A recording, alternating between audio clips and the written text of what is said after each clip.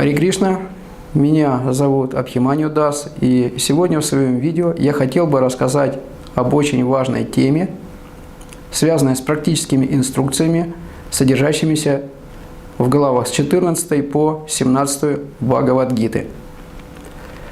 Как нам известно, в Бхагавад-гите содержится 18 глав, и эти главы с 14 по 17, они содержат в себе очень важные инструкции практического применения. 18 глава является финальной, и она подводит итог всему сказанному в Бхагавад-гите.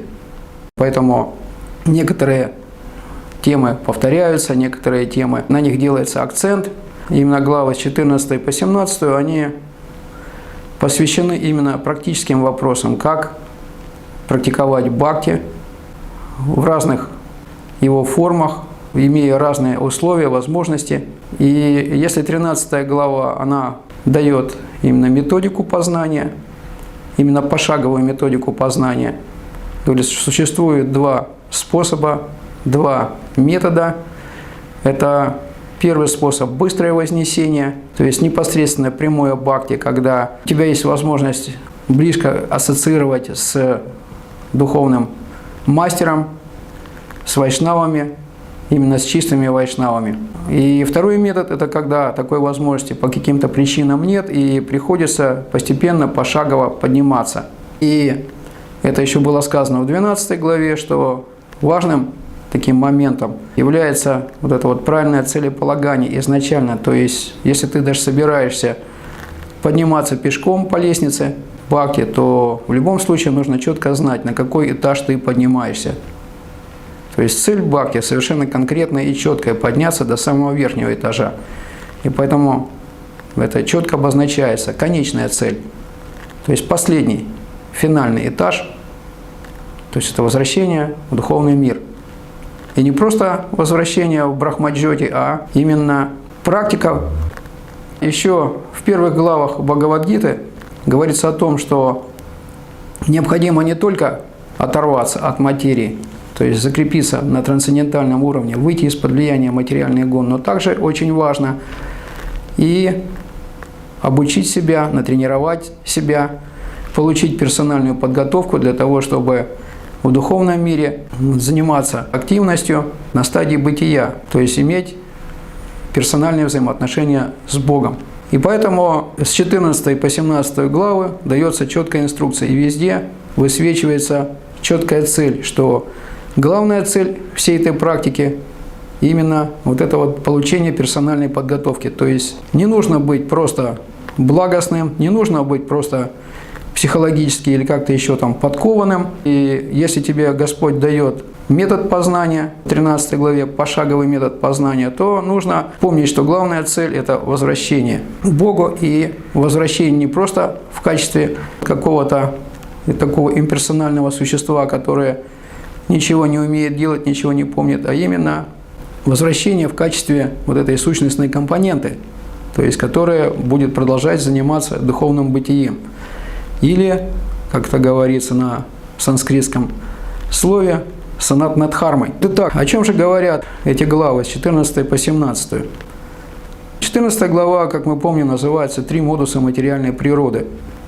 Вот. Мне бы хотелось сказать, что тут возникают некоторые вопросы часто о том, что я использую в переводе слова не совсем понятные. Ну, на этот счет я уже много раз говорил, что если вам что-то непонятно, открывайте словари, изучайте, Потому что эти книги для того, чтобы поднять нас на трансцендентальный уровень, а не то, чтобы закрепить нас на уровне нашего нынешнего понимания.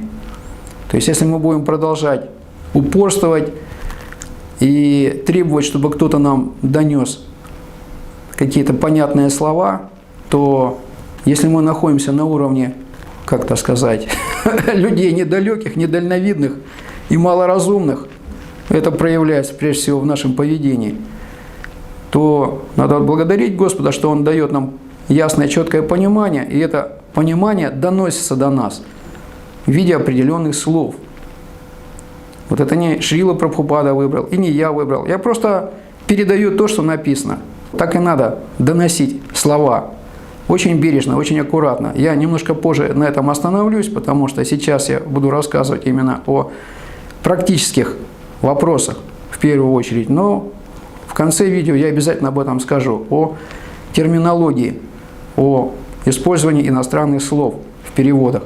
Итак, 14 глава посвящается 3 модусам материальной природы. И здесь дается очень четкое объяснение, что такое модусы, или так называемые гуны на санскрите.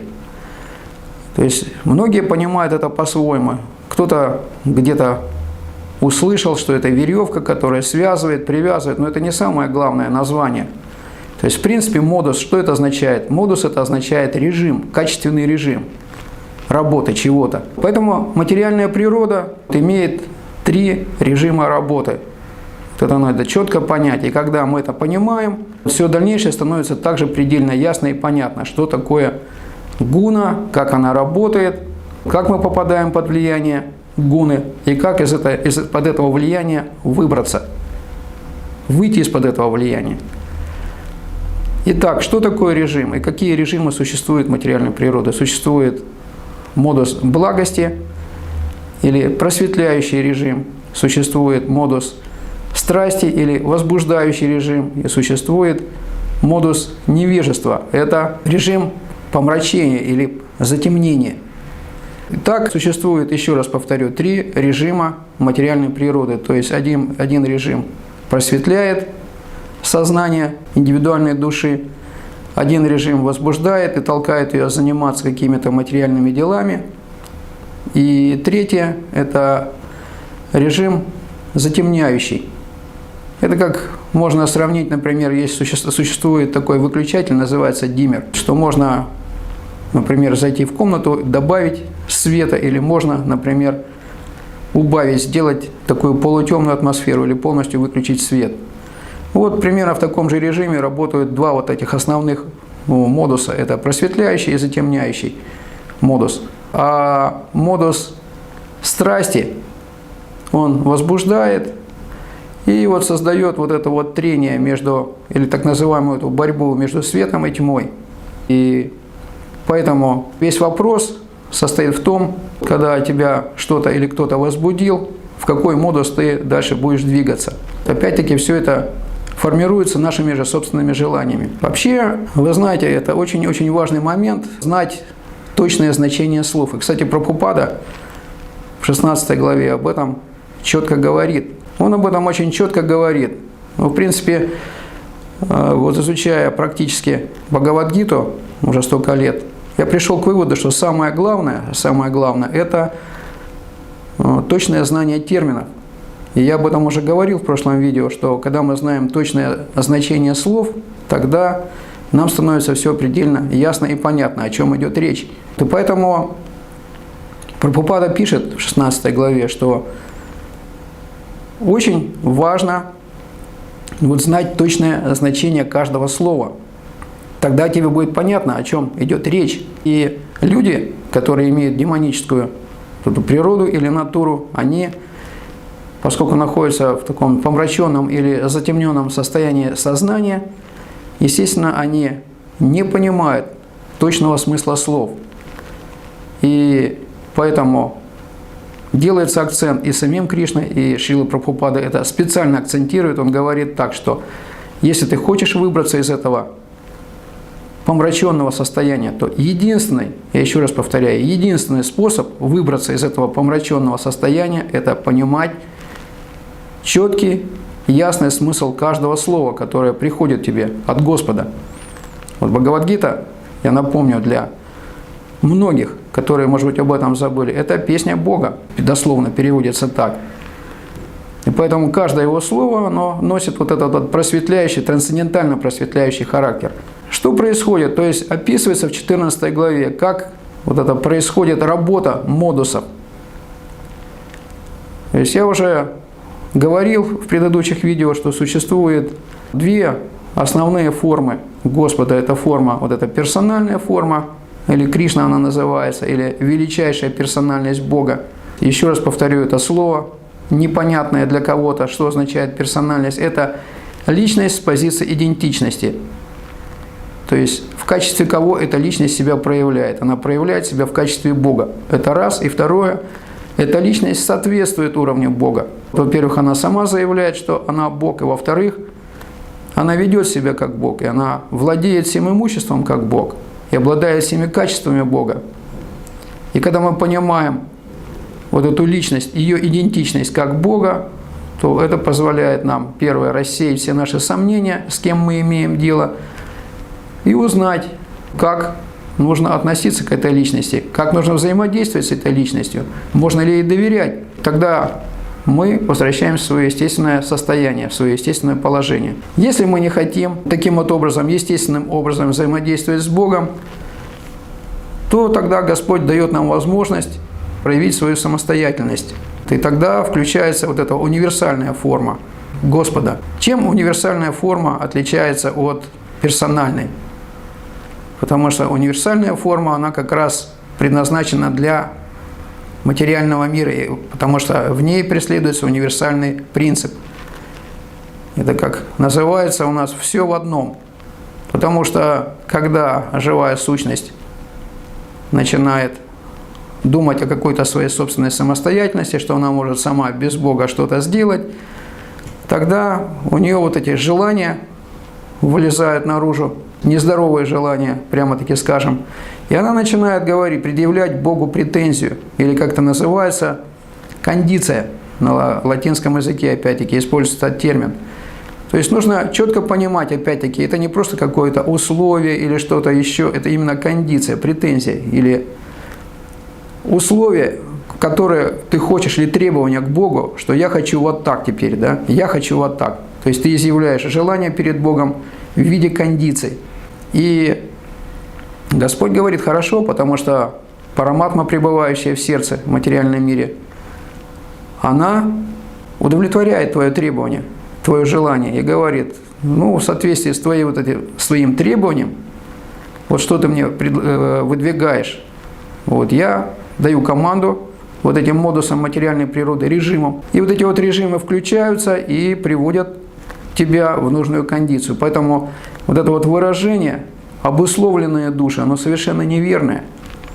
То есть правильно это называется души, приведенные в требуемую кондицию или доведенные до нужной кондиции.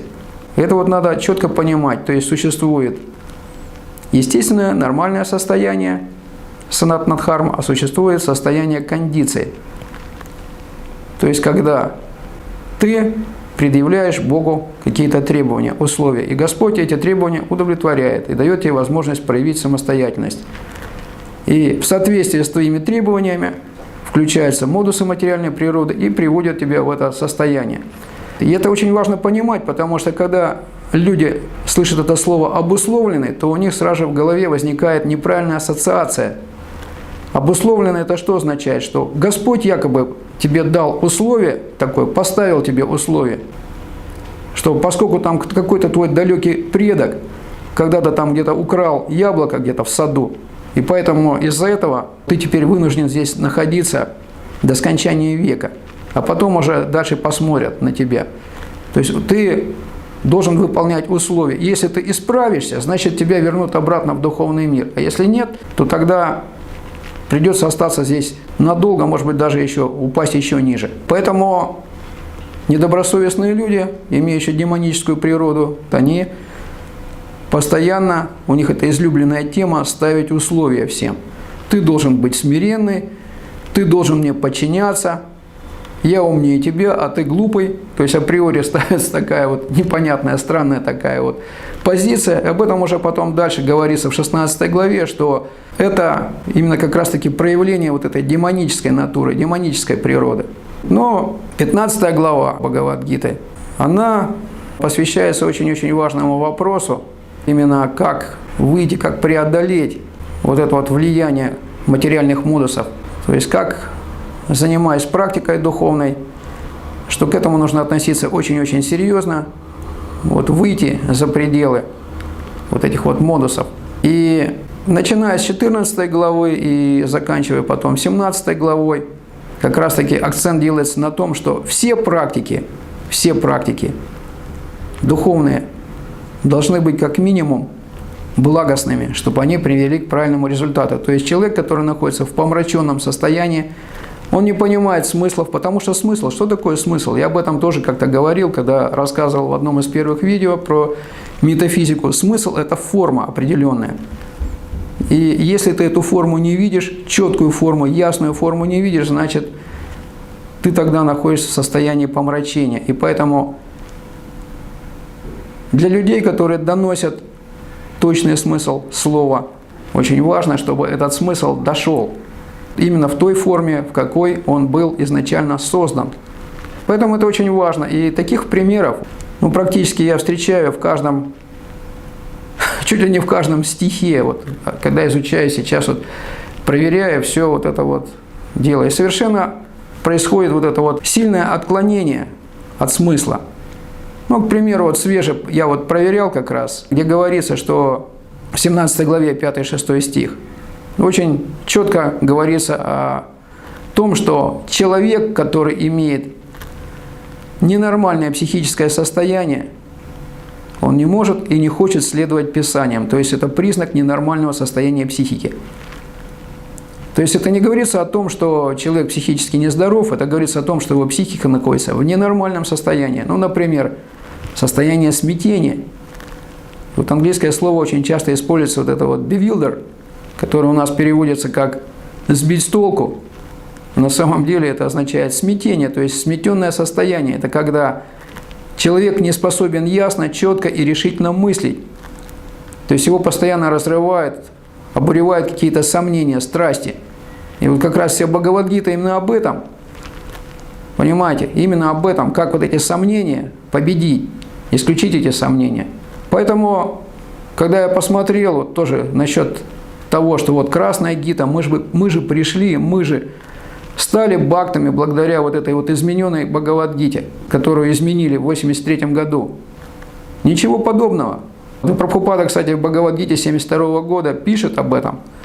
Очень четко пишет. Почему-то эти слова, как раз они были удалены, понимаете, были удалены из этой Бхагавад-гиты как раз. И до нас нечетко смысл дошел. Сейчас я немножко позже скажу об этом. Но о чем я хотел сказать? Я хотел сказать о том, что перевели вот в этой Бхагавад-гите 1983 года, что человек, который имеет ненормальный склад ума, он, вернее, не так там говорится. Говорится так, что человек, имеющий нормальный склад ума, не состояние психики, а склад ума, он, будет следовать вот этим всем писаниям и наказам Писаний. А в Гите, выпущенной в 2001 году, то есть вот это слово «психическое состояние», оно полностью заменено и поставлено «здравомыслящий человек».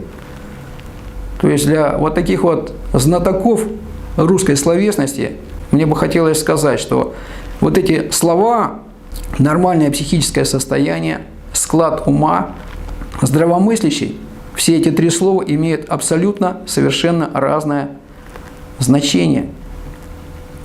Я, кстати, поставил вот ВКонтакте статью специально на своем канале, где это четко разъясняю. То есть вместо того, чтобы спорить какие-то свои личные спекуляции. Я скажу, что такое спекуляция. Это когда человек, который ни в чем не разбирается, но из-за своего ложного вот этого эго, он считает, что он во всем разбирается, поэтому обо всем может говорить, что ему в голову взбредет. И считается, вот об этом Прабхупада также пишет, что это безответственное поведение, крайне безответственное поведение. То есть вместо того, чтобы людям доносить смысл, правильное значение слов, такие люди доносят до них свои личные соображения. часто, как правило, мотивированные чем-то. Это, опять-таки, повторю, является признаком невежества. То есть не просветленного состояния, а затемненного состояния сознания, когда чего-то ты недопонимаешь или вообще не разбираешься в этом, но из-за ложного эго, потому что ты себя идентифицируешь как господина. Это признак размытого или неправильной идентичности, когда человек пытается, считает себя кем-то, и при этом его уровень не соответствует этому по его квалификациям. Даже по самой главной квалификации отсутствие ясности понимания. И поэтому, чтобы идентичность наша была четкой, и чтобы мы идентичность Бога понимали правильно, поэтому требуется вот этот процесс просветления. И процесс просветления возможен только тогда, когда человек поднялся на вот этот вот трансцендентальный уровень и закрепился там. И, кстати говоря, в 17 главе, которая называется «Разновидности веры», как раз и говорится об этом в одном из стихов, где говорится, что люди, которые находятся под влиянием даже гуны благости, максимум, до чего они дотягивают, это до поклонения полубогам. Я имею в виду материальная благость. Вот люди, которые находятся в страсти, то есть которыми управляет модус страсти, то есть постоянно возбужденные, постоянно которые хотят с кем-то сражаться, выяснять отношения, такие люди, как правило, находят в себе объекты поклонения. У нас таких примеров тоже много. Сначала они ходят перед недостойными личностями лбом об пол стучат, а потом после этого кидаются на них и готовы их сокрушать, разносить и так далее. То есть из крайности в крайность называется, экстремисты по-другому. Это вот верный признак гуны страсти и невежества, то есть слепую. То есть это верный признак невежественного человека. И Прабхупада, кстати, приводит пример в Бхагавад-гите, что в Калькутте был такой известный персонаж, который поклонялся Гитлеру во время Второй мировой войны и обосновывал это чем? Он говорил, что слава Богу, что Гитлер развязал войну, это позволило мне заработать так много денег. То есть показывается, как вот человек, который находится в таких состояниях, то есть находится под влиянием вот этих вот модусов, возбуждения, помрачения, как он неадекватно себя начинает вести. То есть вот такие вот модусы вызывают его ненормальное состояние психики. Потому что когда ты в спокойном состоянии, когда тебе все ясно, когда тебе все понятно, когда не терзают тебя разные сомнения, отсутствует это состояние смятения, тогда ты можешь совершенно четко и ясно делать то, что тебе положено, выполнять правила, которые тебе доходчиво, нормальные, практикующие люди говорят. И третье, люди, которые находятся в невежестве, они постоянно занимаются, максимум до чего они дотягивают, они поклоняются разным духам, привидениям, разным низшим существам. То есть, можно видеть, куда направлено сознание. И говорится совершенно четко и ясно, делается вывод, что Вишну или Господу, Богу или Кришне можно поклоняться только трансцендентально, закрепившись в чистой благости. То есть, когда на тебя даже материальная благость не действует, только тогда ты можешь заниматься бхакти по-настоящему или служить Господу по-настоящему. Кстати, Шрила Прабхупада постоянно об этом повторяет и говорит, что, знаете, если человек оделся в одежду вайшнавскую, поставил себе тилоку, это еще ничего не значит. Это многократно об этом говорится, что бхактой ты становишься только тогда, когда ты приступаешь к регулярной, сознательной практике. То есть ты начинаешь себя ясно видеть свое положение, ясно видеть положение Бога, по крайней мере. И самое главное, что ты уже вышел из-под влияния вот этих вот модусов природы. И именно такой бхакта считается бхактой-неофитом, который просто еще выбрался из-под влияния модусов материальной природы, а потом уже начинает заниматься реализацией. И вот этой реализацией, то есть практических вот этих вот шагов, практического вот этого взаимоотношения с Богом у него еще не хватает. Вот такой бхакта называется неофитом, считается неофитом. Главное условие, чтобы ты был бхактой, это обязательное пребывание на трансцендентальном уровне. И Прабхупада пишет об этом, что тот, кто не выбрался, несмотря на то, что он там получил инициацию какую-то, не получил инициацию, это ничего еще не значит. Это просто-напросто твоя клятва, присяга, вступить на экзамен. То есть тебе дается шанс, и ты как бы даешь клятву и обещание, сознательно даешь клятву. Не просто тебе кто-то там пистолет к виску приставил. Или еще хуже, когда ты просто неразумно, потому что это модно, потому что это престижно, или что-то еще другое, какие-то другие скрытые мотивы, или я где-нибудь там проберусь в какую-то так называемую сомнительную элиту и буду руководить там всеми, вот, обманывать буду и прочее, прочее. То есть, пользуясь всеобщим таким вот невежеством, что такая масса пришла и так далее. Потому что, как-то говорится в 7 главе, что единицы, понимаете, единицы стремятся к совершенству из многих-многих сотен тысяч и миллионов. И из тех, кто достиг вот этого совершенства, там найдутся, можно по пальцам пересчитать те, кто действительно полностью осознает, кто такой Бог, и поймет, кто это такой. И будет с ним правильное взаимодействие налаживать. Но опять-таки шанс есть у каждого. Господь дает каждому шанс.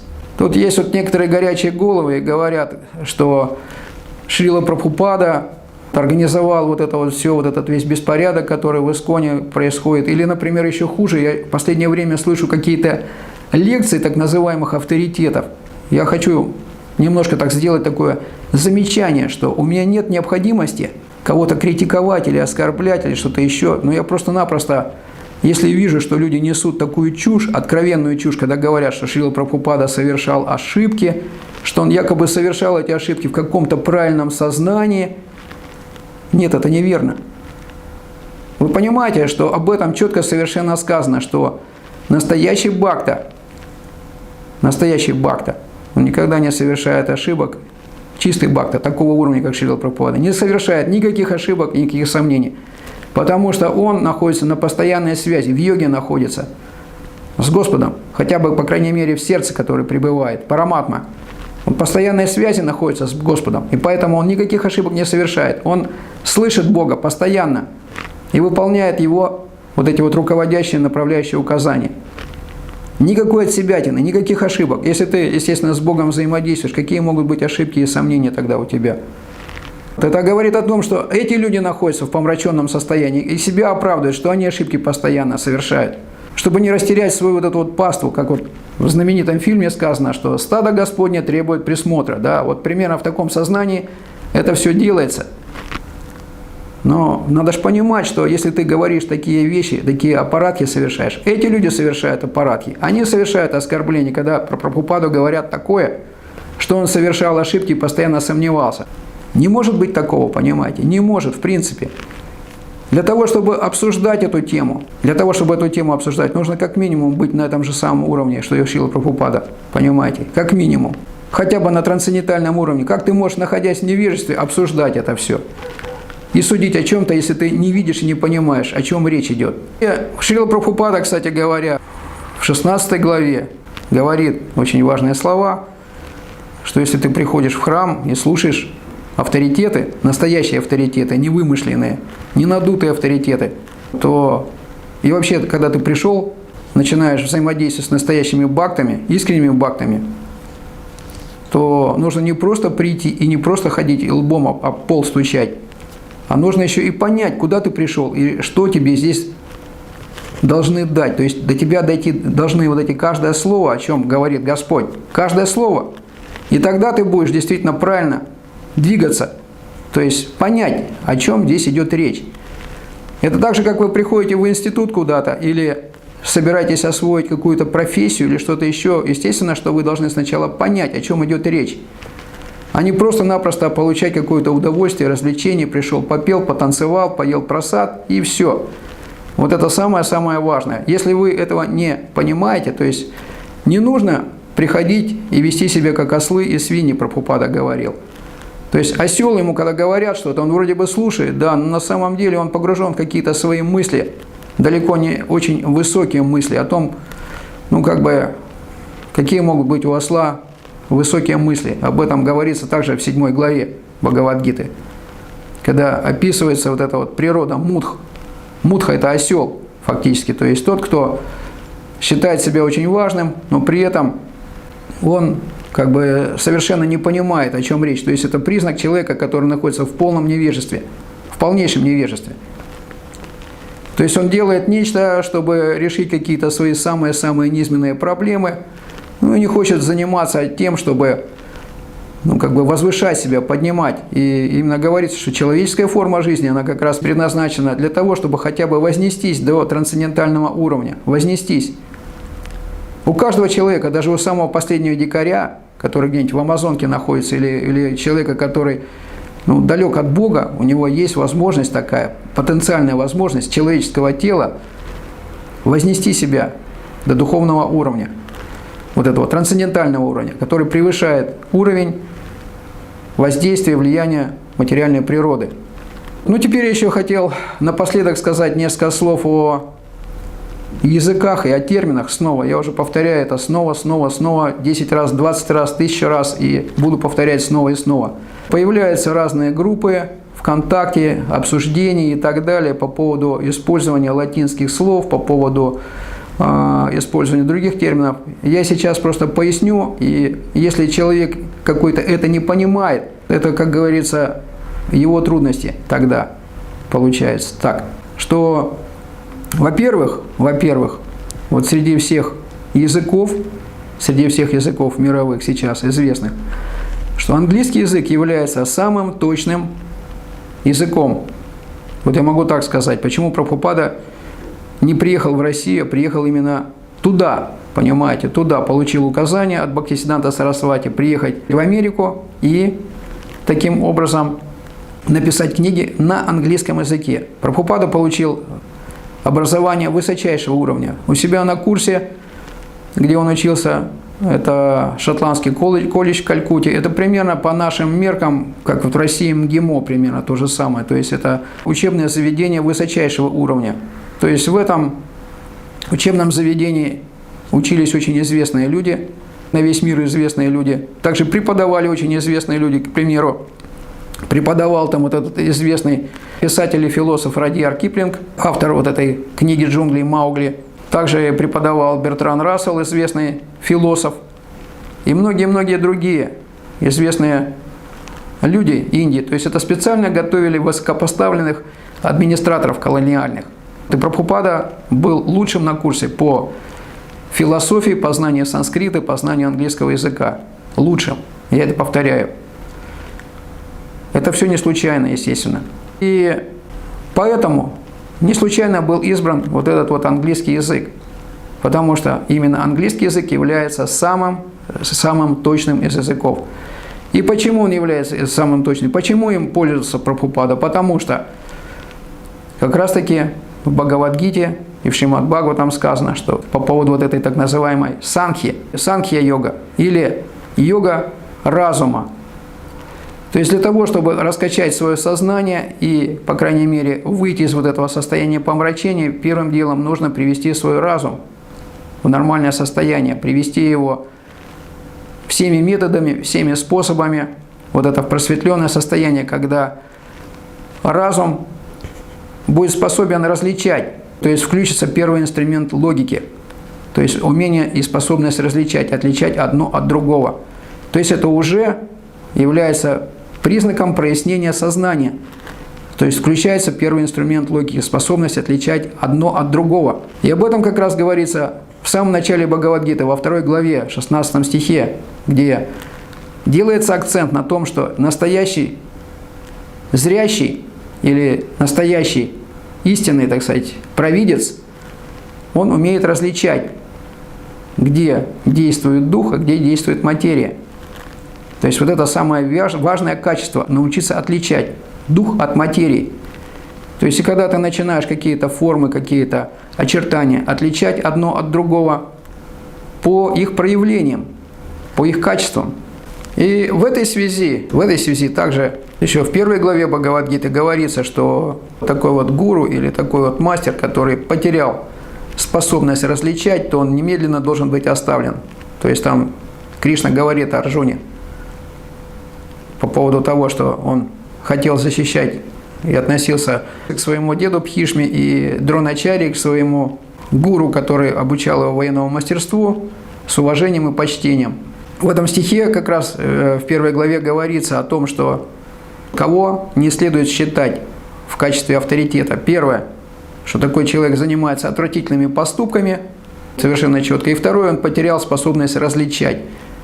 Вот это очень важный момент. То есть человек, который перестал различать, где правда, где неправда, то есть дар видения потерял, вот этого духовного видения, отличать дух от материи, то такой человек должен быть немедленно оставлен. То есть это признак, что человек находится в полной майе, совершенной майе. Он начинает сомневаться сразу же сам, начинает говорить о том, что кто-то виноват в его проблемах и так далее. И человек из-за своих каких-то качеств нехороших, неправильных теряет эту способность видеть, понимать. И второй как раз инструмент логики, он включается следующим, за первым, на основе того, что ты умеешь различать, это анализ, синтез. И вот как раз таки, когда у тебя включилась логика, то есть ты начинаешь четко различать формы, вот благодаря первому инструменту логики, благодаря второму инструменту логики, анализу, синтезу, ты раскладываешь все на мелкие части и потом с помощью синтеза собираешь обратно. То есть, если ты хочешь что-то изучить, например, абсолютную истину, то есть ты должен все вот эти вот понятия разобрать на мельчайшие части и потом обратно их собрать, правильно собрать. Так же, как, например, автомобиль собрать на мелкие запчасти, на все, до винтика, до болтика, и потом все это обратно, в правильном порядке, все это собрать обратно. То есть, тогда ты будешь хорошо знать устройство автомобиля. И поэтому вот именно английский язык позволяет включить вот этот вот второй инструмент логики и провести тщательный и детальный анализ всех вот этих вот понятий, определений, и уже на основании этого двигаться дальше, уже делать какие-то обобщения и выводы, классификации какие-то. Это уже третий инструмент логики включается тогда. Так вот, Прабхупада для того, чтобы обеспечить вот эту работу логики нашей, включить наш разум, он поэтому использует четкие слова, понимаете, использует терминологию совершенно разную. Когда какие-то глупые люди, которые там занимаются какой-то там аюрведой, какими-то, понимаете, психологиями и так далее, начинают говорить о том, что им непонятны какие-то слова. Ну, например, слово «скриптуральный». Я просто объясню, да, что заглядывайте в словарь, дорогие товарищи. Например, в английский толковый словарь, самый лучший, который называется Merriam-Webster. Там все это написано. Почему это слово используется? Или, например, слово «модус», что это не какое-то просто качество. Если ты что-то там не понимаешь, то возьми, открой словарь и прочитай. Прочитай, что это такое, что это означает. Тогда твоя логика включится. Если ты как бы говоришь, что кто-то там тебе что-то непонятное сказал, значит, ты на таком уровне, что тебе это не дано понять. Вот и все. Я это могу сказать на каком основании? Потому что, я не хочу о себе рассказывать много, но мне приходилось заниматься, до того, как я пришел в сознание Кришны, приходилось заниматься вот этой проблематикой, понимаете, описанием очень сложных суперсистем.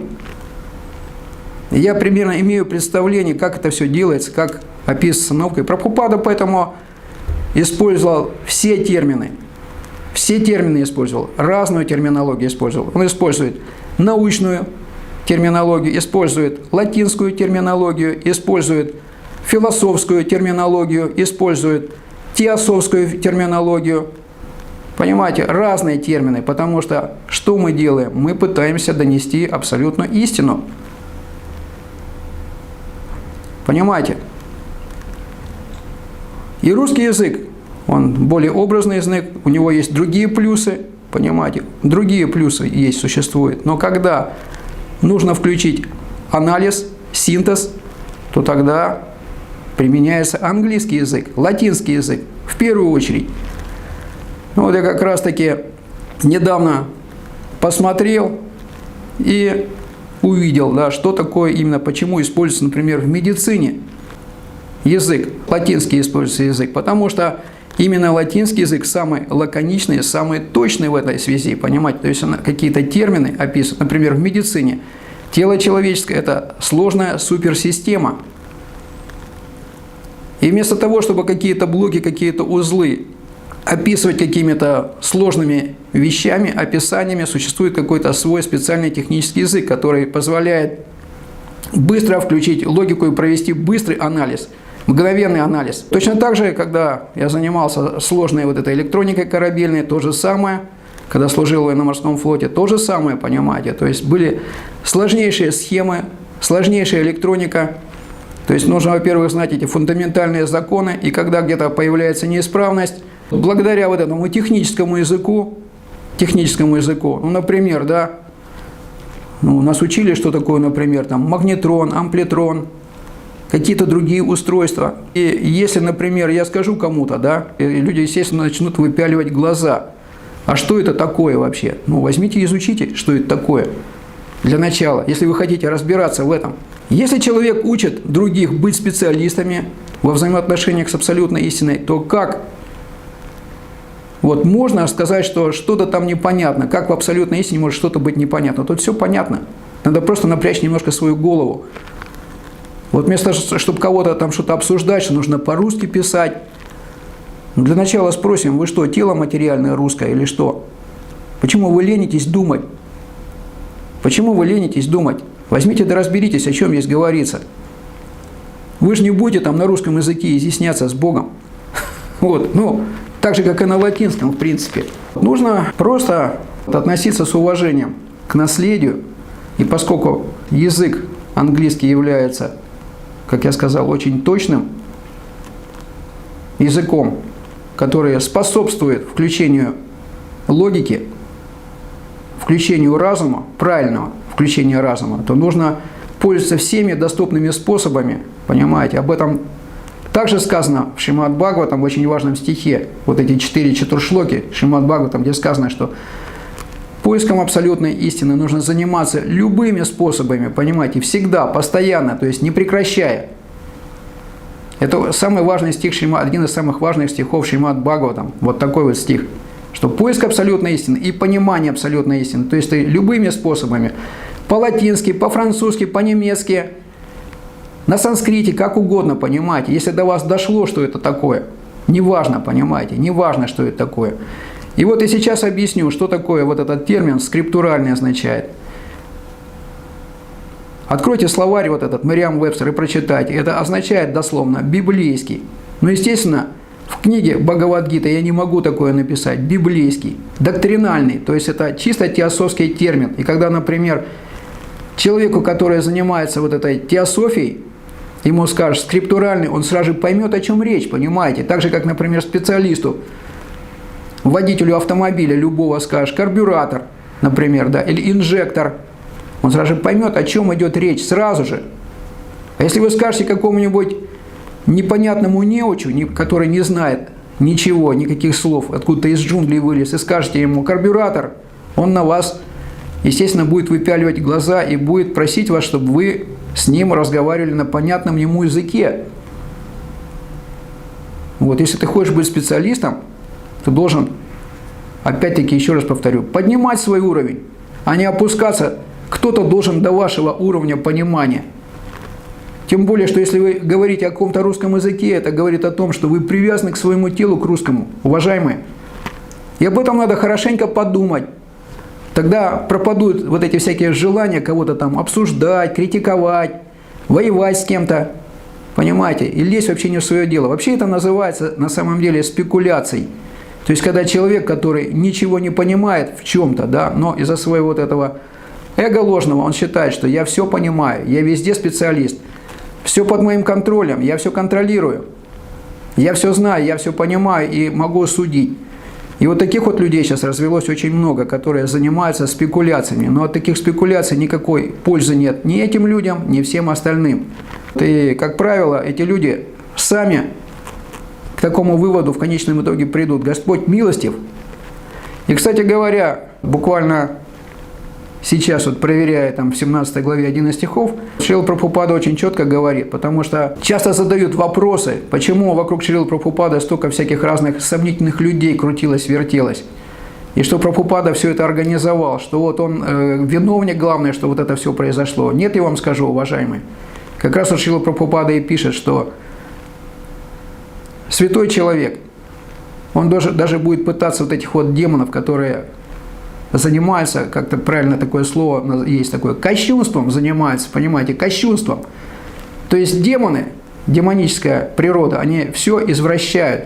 У них нет понятия святости, потому что они находятся полностью в помраченном состоянии. В в полностью помраченном состоянии, в животном состоянии, в ненормальном состоянии психики. Поэтому они занимаются кощунством всегда. Они пренебрегают всеми авторитетами. Они не верят ни в один авторитет. Поэтому говорится, что это огромная милость для них, понимаете, и огромная благодать, что Господь таким образом послал к ним настоящего вайшнава, который пытался их поставить вот этот на правильный путь. Но эти люди, видимо, не до конца поняли, к своему сожалению, большому сожалению, какая милость на них свалилась. И Прабхупада пишет также, что мы все хорошо знаем и помним, да, чем обычно заканчивают такие демоны, которые, несмотря на то, что им оказали такую милость, проявили к ним гигантское, такое огромнейшее терпение, несмотря на все вот эти их демонические повадки, на всю их вот эту разрушительную деятельность, их пытались, а они как бы не захотели. Это их выбор в конечном итоге. И что потом с ними, как правило, всегда бывает. То есть им был дан шанс, они этим шансом не воспользовались, к большому сожалению. Итак, я подведу итог всему сказанному. Итак, вот эта практическая деятельность на начальной стадии, она обязательно должна быть направлена на дальнейшее вот это очищение, просветление сознания, на то, чтобы человек понимал ясно, и в этом состоит главная обязанность мастеров духовных, а также старших вайшнавов, которые имеют реальный практический опыт вот этой деятельности, которые имеют вкус к духовной жизни. И таким образом помогать людям очищаться, просветляться. И вот эта практика должна быть в вот этом модусе благости, как минимум, чтобы помочь людям закрепиться на трансцендентальном уровне, чистой благости. И тогда эти люди действительно по-настоящему смогут начать служить Кришне. Именно будут осуществлять свою санатна-дхарму, свою вечную обязанность во взаимоотношениях с Господом. На этом я закончу. Спасибо за внимание. Харе Кришна.